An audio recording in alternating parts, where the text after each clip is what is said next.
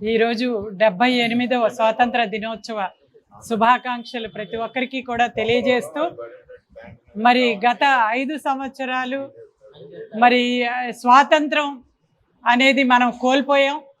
ఇవాళ ముఖ్యంగా మన రాష్ట్రానికి నిజంగా ఈ రోజున స్వాతంత్ర దినోత్సవ వేడుకలు అందరూ కూడా ఇవాళ స్వేచ్ఛాయుతమైన గాలి పీల్చుకుంటూ ప్రజాస్వామ్యాన్ని మళ్ళీ పరిరక్షించే మన రక్షకుడు వచ్చారని చెప్పి చంద్రబాబు నాయుడు గారిని ఈ రోజున ఎక్కడికి వెళ్ళినా కూడా ప్రతి ఒక్కరూ కూడా తలుచుకున్న సందర్భం మనం చూస్తూ ఉన్నాం. అదేవిధంగా ఏదైతే ఆ రోజున మేనిఫెస్టోల్ని ప్రకటించారో, మరి ఆ మొట్టమొదట సంతకం ఏదైతే వృద్ధులకి, వికలాంగులకి, దివ్యాంగులకి అందరికీ కూడా 4,000 రూపాయలు, అది 3,000 రూపాయలు 3 నెలలది కూడా కలిపి 7,000 రూపాయలు ఎలా ఇచ్చారో, అదేవిధంగా మరి ఈ రోజున అన్నా క్యాంటీన్ని మరి ఎంతోమంది కార్మికులు, కర్షకులు, పని చేసుకునే వాళ్ళు మరి అన్ని దానాల్లోకి అన్నదానం అనేది చాలా గొప్పదని చెప్పి మన పెద్దలు చెప్పారు.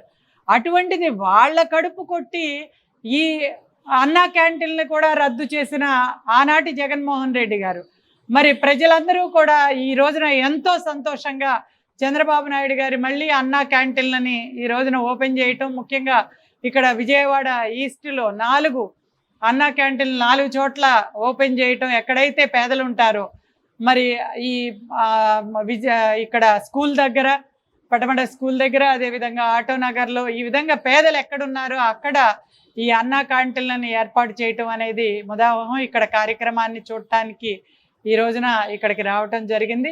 ఈ విధంగా మేనిఫెస్టోలో ఉన్న ప్రతి ఒక్క పథకాన్ని కూడా మరి ముందుకు తీసుకువెళుతూ, మరి అతను ఏదైతే లొసుగులతో 5 సంవత్సరాలు 11 లక్షల కోట్లను అప్పుని కూడా లెక్క చేయకుండా ఇవాళ ఏ రకంగా మళ్ళీ సంక్షేమం, అభివృద్ధి దిశగా చంద్రబాబు నాయుడు గారు ముందుకు తీసుకెళ్తా ఉన్నారు. ప్రజలందరూ కూడా అర్థం చేసుకుని మరి చేయూతనిస్తూ మన రాష్ట్రాన్ని మనందరం కలిసి కాపాడుకుందామని మరొక్కసారి తెలియజేస్తూ, మరి విజయవాడ ఈస్ట్ ఎమ్మెల్యే గారు ఈ రోజున ఈ అన్ని కార్యక్రమాలు స్వాతంత్ర దినోత్సవ వేడుకలతో పాల్గొంటూ ఇక్కడికి రావటం జరిగింది. అందరికీ మరొక్కసారి శుభాకాంక్షలు తెలియజేస్తూ మరి జై హింద్, జై జన్మభూమి.